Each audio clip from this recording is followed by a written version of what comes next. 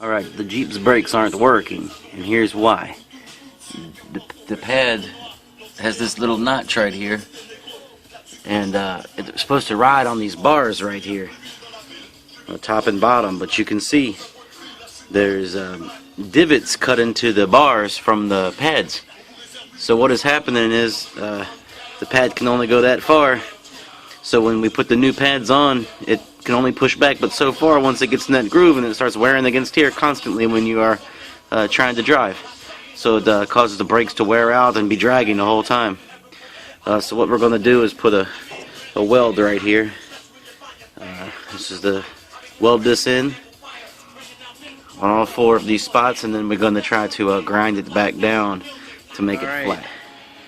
So we just welded these spots here. Let's see right here. That's a weld. And welds here, still real hot. You can see the smoke.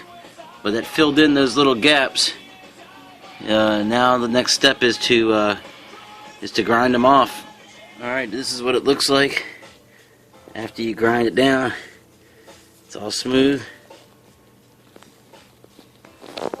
So you can see that there's no nothing to catch on there anymore. See that? Nice and smooth. Brake pads will slide right on that.